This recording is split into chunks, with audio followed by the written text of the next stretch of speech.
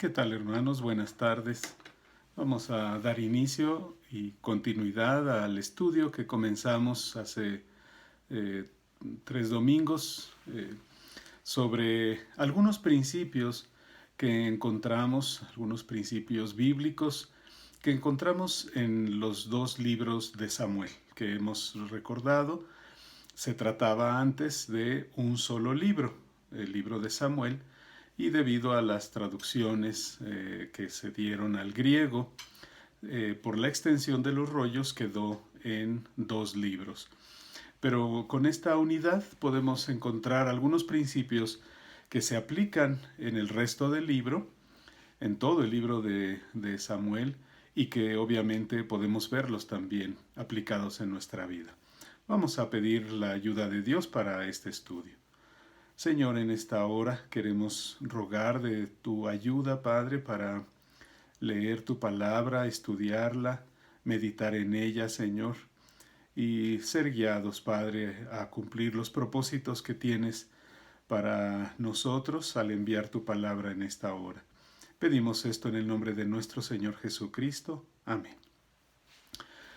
El primer principio que vimos, hermanos, en el primer estudio, fue que Dios humilla y exalta a la persona, al ser humano. Él, de acuerdo a sus planes, a sus propósitos, de Él viene la humillación y la exaltación. Así que, como recordarán, si es que lo vieron, si lo escucharon, esto lo vimos en la vida en un pasaje de la vida del pueblo de Israel, precisamente en este primer libro de Samuel. Y estos principios los estamos encontrando en el Cántico de Ana, en el capítulo 2, al inicio prácticamente del libro de Samuel. Vemos en este cántico los principios los estamos encontrando en este poema. Y en los primeros versículos del Cántico de Ana y en sus Biblias, en el capítulo 2 de primero de Samuel, versículos 1 al 4, ahí basamos nuestro estudio la vez pasada. Y ahora leeremos de los versículos 5 al 8. 5 al 8. Así que vamos a poner atención a la lectura y vamos a ver los principios que encontramos en esta porción.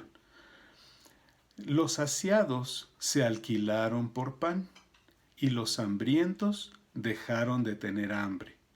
Hasta la estéril ha dado a luz 7, y la que tenía muchos hijos languidece. Jehová mata y él da vida. Él hace descender al Seol y hace subir. Jehová empobrece y él enriquece. Abate y enaltece. Él levanta del polvo al pobre y del muladar exalta al menesteroso, para hacerle sentarse con príncipes y heredar un sitio de honor. Porque de Jehová son las columnas de la tierra, y él afirmó sobre ellas el mundo. Él guarda, hasta ahí, hasta el versículo 9 también. Él guarda los pies de sus santos, mas los impíos perecen en tinieblas, porque nadie será fuerte por su propia fuerza. El principio que encontramos aquí es que Dios obra sin cesar a pesar de lo que el hombre pretenda hacer o haga. Dios lleva a cabo sus planes y propósitos a pesar de lo que el hombre pretenda o lleve a cabo. Dice en el versículo 5, vemos que suceden cosas inesperadas, ¿verdad? Aquí en el versículo 5 comienza diciendo que los saciados se alquilaron por pan. Es decir, aquellos que tenían todas sus necesidades materiales resueltas, ahora están al borde de la miseria, al grado que solo les queda ellos mismos ofrecerse como esclavos. Esa era la manera en la que lo hacían. Cuando ya no tenían ninguna posesión, entonces ellos mismos se alquilaban por el pan, solo por tener comida. Recordemos cómo en el libro de Génesis eso sucedió allá en Egipto, cuando José, ya siendo gobernador de Egipto, los egipcios que habían ya vendido todo al faraón, pues no les quedaba más que ellos mismos trabajar para faraón por tener sustento y tener pan. Así que esto es algo inesperado. ¿Cómo los que tenían todo, cómo ahora tienen que eh, pues buscar su pan vendiéndose ellos mismos, ¿no? ¿A qué grado han quebrado y han llegado? Por otro lado, en la siguiente línea del versículo 5 dice, y los hambrientos dejaron de tener hambre. Es decir, los que estaban en miseria, ¿verdad? Ahora tienen que comer, ¿verdad? Ya no padecen hambre. Esto es algo inesperado, ¿verdad? Alguien que tenía mucha escasez, ¿verdad? Pues ahora tiene que llevarse a la boca y además tiene todas sus satisfacciones bien hechas para él, ¿verdad? Esto es inesperado también, inexplicable inclusive, algunos podrían decir.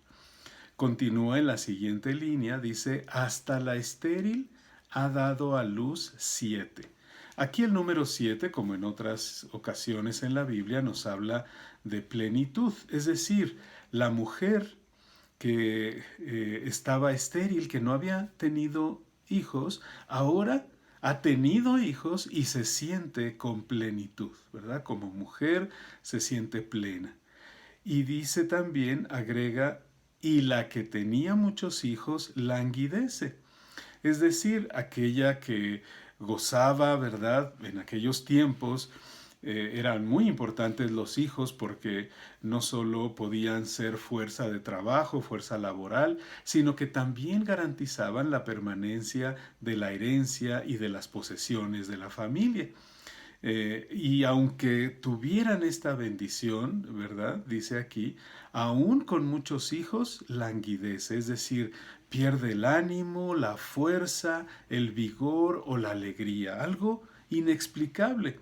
Estas circunstancias que vemos en el versículo 5, ¿verdad? Son inexplicables. Uno podría decir, ¿cómo es que ha sucedido esto? Y viene la explicación en el versículo 6. Dice el versículo 6, Jehová mata y él da vida. Es decir, Dios está obrando en la vida de personas para lograr sus planes, aunque esto para los seres humanos, ¿verdad? Traiga hambre o sean saciados o estén estériles la mujer o tenga muchos hijos. Lo que Dios está obrando en estas personas, ¿verdad? Él lo hace a pesar de lo que cada una de esas personas pueda realizar o no, ¿verdad? Dios está obrando y llevando a cabo sus propósitos. Por supuesto, hermanos, no es algo arbitrario. Hay un plan bueno, agradable y perfecto. Es Dios. Ajá. Así que Dios es el que quita la vida. Ajá. Dios mata, dice Jehová mata, y Él da vida. Les digo, hermanos, no es algo arbitrario. Se están cumpliendo sus planes, se están cumpliendo sus propósitos. Él sabe el momento de que una persona morirá, ¿verdad? Y también cuándo nacerá otra persona, ¿verdad? Él es decisión de nuestro Dios, la soberanía de Dios la vemos aquí. También dice que Él hace descender al Seol y hace subir, ¿verdad? Es decir, al que hace descender al lugar de los muertos o resucita, ¿verdad? A un muerto. Él es el que lo puede hacer, ¿verdad? Dios es el que lo hace. Obviamente está hablando de los dos extremos de la vida, de lo que los seres humanos no tenemos control. Él es el que la tiene. Podemos hacer muchas cosas, podemos realizar trabajos, estudios, esfuerzos, labores, pero la vida y la muerte dependen únicamente de Dios. En el versículo 7 dice, Jehová empobrece y Él enriquece. Jehová empobrece y Él enriquece. Entonces, nuestra condición económica proviene de Él. Él es el que lo decide. Él es el que da en abundancia o da en menos abundancia o empobrece, ¿verdad? Él es el que lo decide. Nuevamente, hermanos, no es arbitrario. No pensemos, ay, a mí que me tocará. No, ahorita vamos a ver algo más acerca de esto, pero está en el control de Dios. También dice, versículo 7, segunda parte, abate y enaltece. Abatir quiere decir tirar o hacer caer con fuerza, con ímpetu, a alguien que está en un lugar alto. O hace que a alguien que se le conceda grandeza, honor o gran valor, ¿verdad? Eso es que lo enaltece. Entonces vemos, hermanos, como aquí ya podemos ver que no es tanto que el hombre busque, el ser humano busque enaltecerse, ¿sí? O se cuide de no caer, porque Dios en sus planes y propósitos, Él levantará, Él enaltecerá, pero también Él abatirá de acuerdo a sus planes, propósitos y sobre todo, hermanos, vamos a ver más adelante la relación de las personas con Dios, ¿verdad?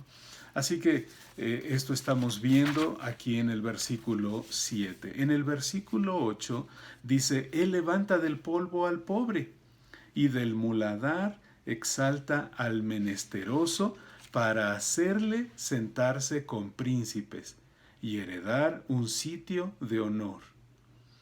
Entonces Dios es el que levanta, ¿verdad?, al pobre, al que no ha tenido nada, ¿verdad? Está casi sin ninguna posibilidad, pero Él lo hace, Dios lo hace, lo va a levantar, ¿verdad? Si está en sus planes hacerlo. Y también en algo, el muladar es un lugar donde se acumula basura o cosas inservibles. Eso es un muladar, o inclusive donde se acumula el estiércol.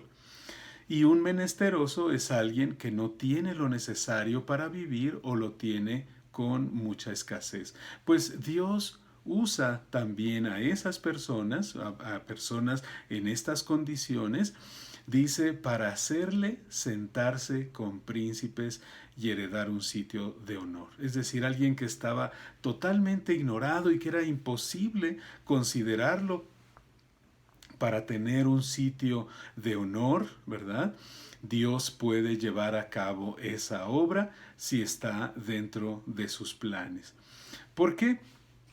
Porque dice la siguiente parte del versículo 8, porque de Jehová son las columnas de la tierra, y él afirmó sobre ellas el mundo. Es decir, Dios, ¿verdad?, es poseedor, él hizo el mundo, lo afirmó, el mundo sobre las columnas que él mismo, de quien él es dueño, ¿verdad? Él las hizo también, donde está sólidamente colocado toda esta creación, todo este universo, Dios lo ha hecho. Así que tiene todo el derecho de hacer con su creación de acuerdo a los planes y propósitos que él tenga.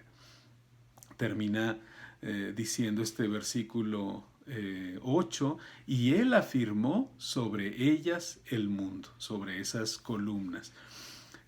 Toda la creación es de él la hizo y tiene autoridad sobre todo. Para Dios entonces no hay nada imposible, ¿verdad? Nada imposible ni nadie que se oponga, ¿verdad? Va a haber muchos que lo intenten, pero no lo van a lograr, no van a lograr impedir los propósitos de Dios. El versículo 9 nos dice, y aquí vemos ya la relación de quiénes serán unos y quiénes serán otros, ¿verdad? Dice, Él guarda los pies de sus santos. Ajá. A quienes Él ha apartado, Él guarda sus pies, su camino, su vida, su trayectoria en este mundo, en esta tierra. Él guarda el caminar de sus santos, del redimido, porque sabe que, porque dentro de esa persona es guiado por el Señor, apartado por Él, ya es de Él, entonces su motivo será la gloria de Dios, servir a su Señor y darle honra y gloria con su vida. Entonces Dios guardará los pies, el caminar de sus santos. Mas los impíos, dice, perecen en tinieblas. Es decir, una persona, un hombre sin Cristo, aunque sea muy fuerte, porque dice, porque nadie será fuerte por su propia fuerza. Es decir, hermanos, un hombre sin Cristo, por muy fuerte que sea, en diferentes áreas, puede ser en el área física, literal, ¿verdad? Que sea un hombre fuerte, guerrero en ese tiempo, ¿verdad? Un capitán, en fin, alguien así. O puede ser que sea muy poderoso económicamente o que tenga muchas influencias, ¿verdad? Mucho poder. O inclusive que sea muy sabio, ajá, muy inteligente, una cultura muy amplia.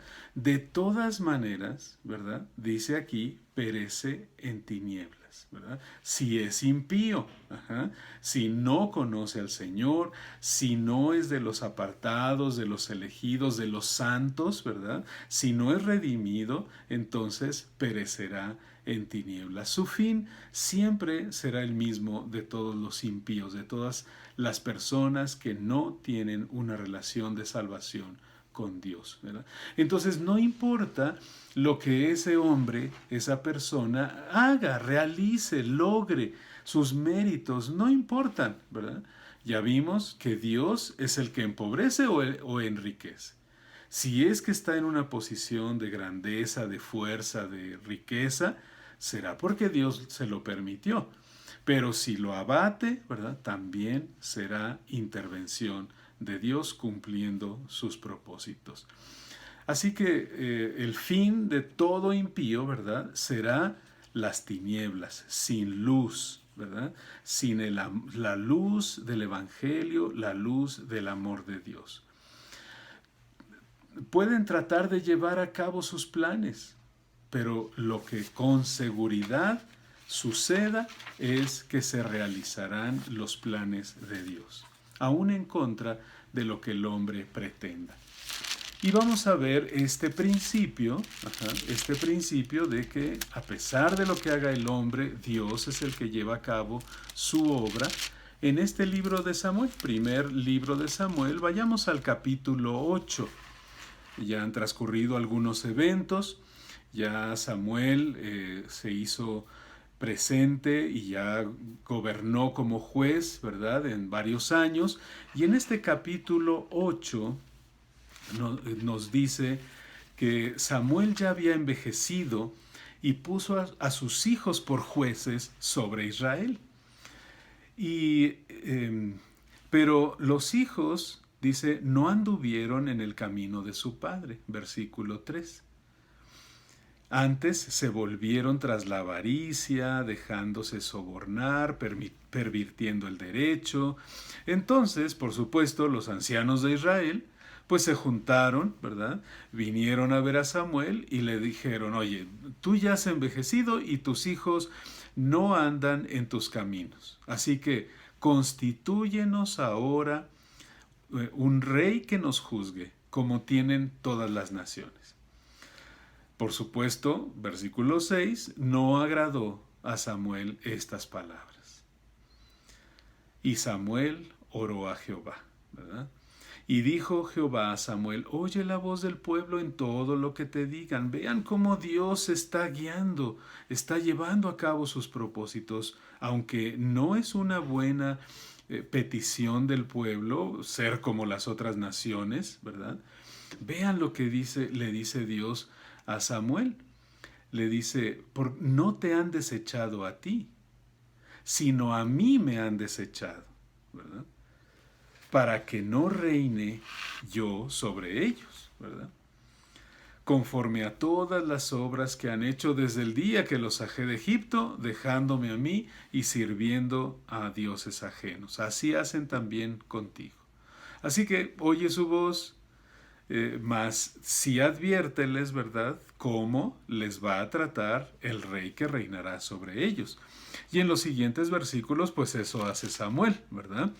Les dice que de ellos mismos nombrará soldados, jefes de miles, de cincuentenas, van a tomar de los mismos hijos de ellos, de los israelitas, para que aren sus campos del rey y cieguen sus mieses y hagan sus armas de guerra y los pertrechos de sus carros, y tomarán también a vuestras hijas para que sean perfumadoras, cocineras, amasadoras, lo mejor de sus tierras, de vuestras viñas, de vuestros olivares, los dará a sus siervos, diezmará vuestro grano, vuestras viñas para dar a sus oficiales y a sus siervos, en fin, ¿verdad?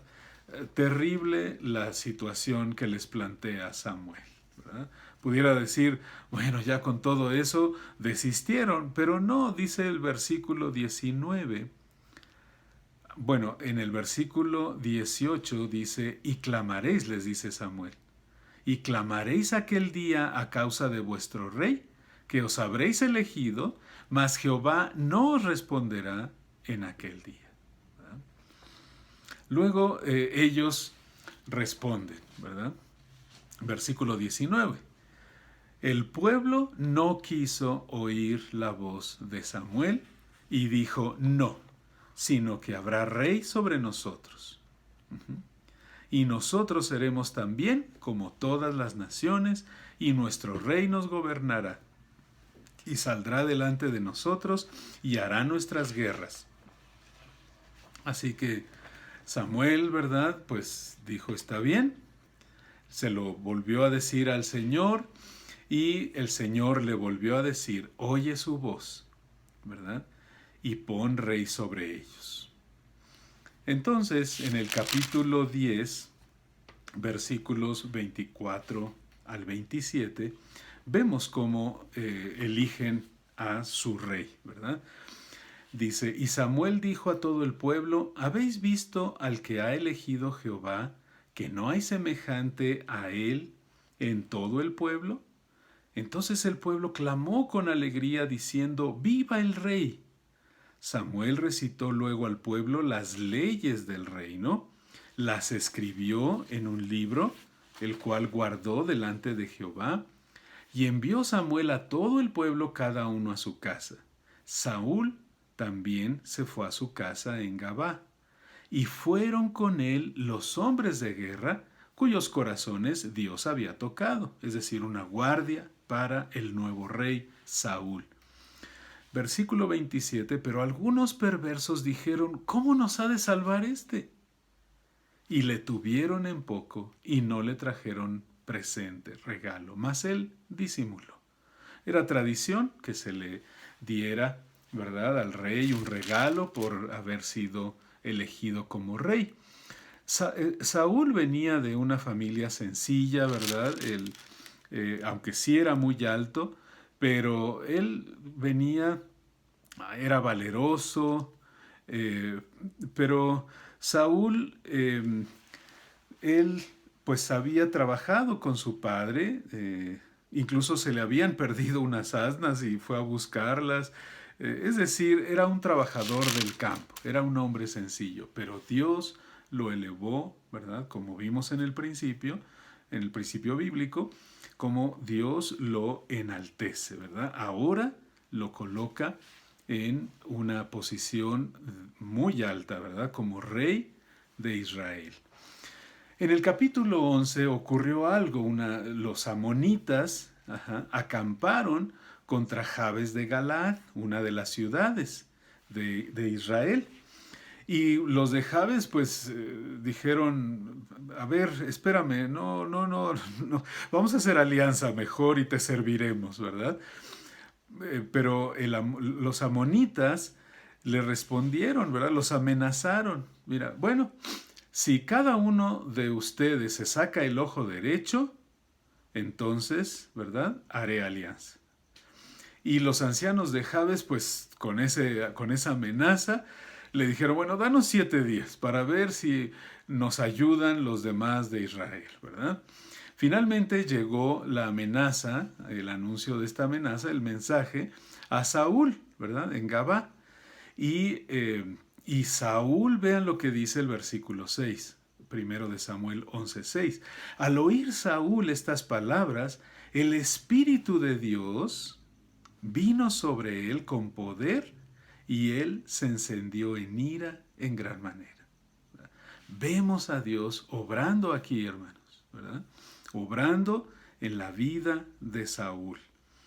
Y se encendió en ira, tomando un par de bueyes, dice, los cortó en trozos, los envió por todo el territorio de Israel y dijo, así hará con los bueyes del que no saliera en pos de Saúl y en pos de Samuel. Y cayó el temor de Jehová sobre todo el pueblo, y salieron como un solo hombre. Fíjense, juntaron, creo que es el ejército más grande que ha juntado Israel, 300,000, ¿verdad? Más 30,000 de Judá, ¿verdad? Así que un ejército, la respuesta de todo el pueblo por la intervención de Dios, hermanos. Vean que dice que el temor de Jehová, ¿verdad? Fue en todo el pueblo. Y por eso respondieron de esa manera. Por supuesto, pues llegaron con los amonitas, ¿verdad? Y pues los atacaron. Ajá. Dispuso Saúl al pueblo en 3 compañías, entraron en medio del campamento a la vigilia de la mañana, hirieron a los amonitas hasta que el día calentó y los que quedaron fueron dispersos, de tal manera que no quedaron 2 de ellos juntos. El pueblo entonces dijo a Samuel, ¿quiénes son los que decían, ¿ha de reinar Saúl sobre nosotros? Dadnos esos hombres y los mataremos. ¿Recuerdan lo que vimos en el versículo 27 del capítulo 10? ¿Verdad? A ellos se refería. Y Saúl dijo, no morirá hoy ninguno, porque hoy Jehová ha dado salvación en Israel. Así que Saúl se da cuenta de la victoria que ha dado Jehová y actúa todavía bajo el control del Espíritu de Dios y dice que no morirá. Aún aquellos perversos, ¿verdad?, que habían puesto en duda y habían menospreciado a Saúl como rey. Luego, hermanos, nos vamos al capítulo 15, porque después de esta gran victoria de Saúl, ¿verdad?, vinieron situaciones en las que Saúl demostró, ¿verdad?, que él quería hacer las cosas por sí mismo, desobedeció a Dios, tuvo sus temores y actuó en la carne, y finalmente un encargo de destruir a Amalec, a todo el pueblo de Amalec, de destruirlo y no dejar vivo nada, ni hombres, ni bestias. Ajá. Saúl desobedece, ¿verdad? Y Samuel lo confronta, ¿verdad? Le dice, ¿por qué? ¿Por qué desobedeciste? ¿No sabes que es mejor que se complace Jehová en que se le obedezca a su palabra y no tanto en los holocaustos y en las víctimas, porque él había dicho que los animales eran para ofrecérselos a Jehová? Entonces, considera Samuel, de acuerdo a la escritura, primero de Samuel 15:23, que cometió pecado de rebelión Saúl al no obedecer la palabra de Dios, ¿verdad? Ciertamente, dice la Escritura, como pecado de adivinación es la rebelión, y como ídolos e idolatría la obstinación. Por cuanto tú desechaste la palabra de Jehová, Él también te ha desechado para que no seas rey. Vean, hermanos, entonces cómo Dios no obra arbitrariamente. Él va viendo lo que hay en el corazón de cada persona, en este caso en el corazón de Saúl. Aunque había sido exaltado como rey, había tenido una gran victoria, Saúl desobedeció el mandato de Jehová, la palabra de Jehová, la desobedeció, sabiéndolo, instrucciones precisas, directas, y él no las obedeció, ¿verdad? Siguiendo con la lectura de este pasaje en el versículo 24, primero de Samuel 15:24, entonces Saúl dijo a Samuel: yo he pecado, pues he quebrantado el mandamiento de Jehová y tus palabras, porque temí al pueblo y consentí a la voz de ellos. Perdona pues ahora mi pecado y vuelve conmigo para que adore a Jehová. Y Samuel respondió a Saúl: no volveré contigo, porque desechaste la palabra de Jehová, y Jehová te ha desechado para que no seas rey sobre Israel. Y volviéndose Samuel para irse, él se asió de la punta de su manto, y éste se rasgó. Saúl fue desechado, hermanos, ¿verdad? Dios lo desechó, pero no fue en sentido arbitrario, sino fue por la rebelión que él tuvo, y además no se arrepintió hasta el momento en que fue desechado, que era lo que le preocupaba, ¿verdad? Otra vez el hombre queriendo conservar la posición que según él ha logrado, pero vemos, hermanos, que no depende de sus fuerzas, no depende de sus logros. Fue Dios quien lo enalteció, y ahora es abatido Saúl. Como conclusión, hermanos, ¿verdad? Esto es una gran lección para nosotros, una gran lección. En las circunstancias que estemos, hermanos, ya sea en el trabajo, ya sea en una posición, en algún negocio, en fin, lo que sea, hermanos, lo que sea. Las situaciones, nuestras relaciones, nuestras metas, propósitos, siempre, hermanos, oremos al Señor, dependamos de Él, que Él sea el que nos guíe, nos dirija, que nuestra confianza esté siempre puesta en Él, porque Él lo hará. Él nos dará, si nos da prosperidad en algo que emprendamos, Él lo va a hacer, hermanos, no tengan duda. Y si lo va a evitar, también va a ser dentro de sus propósitos. Y como vimos, ¿verdad? A sus santos Él guardará sus pies, ¿verdad? Él guarda los pies de sus santos. Su camino, su vida será guardada por Dios. Entonces, para quienes hemos sido apartados por Dios, escogidos por Dios, redimidos por Dios, salvados por gracia, hermanos, podemos confiar plenamente en que Dios llevará a cabo todos los planes que Él tenga para nuestra vida, para la vida de nuestra familia, de nuestra iglesia y aún, hermanos, también de nuestra nación. Confiemos plenamente en Él. Oremos, hermanos.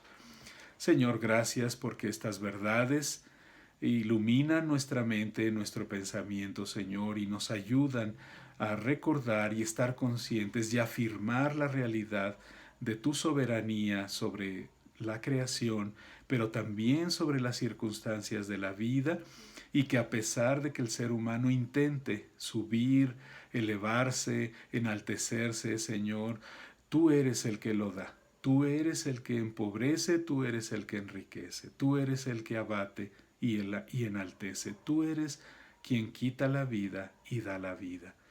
Que nuestra fe crezca, Señor, recordando y reconociendo esta verdad en nuestras vidas, y que caminemos siempre con esa seguridad y confianza. Gracias te damos en el nombre de nuestro Señor Jesucristo. Amén. Amén. Dios les bendiga, hermanos.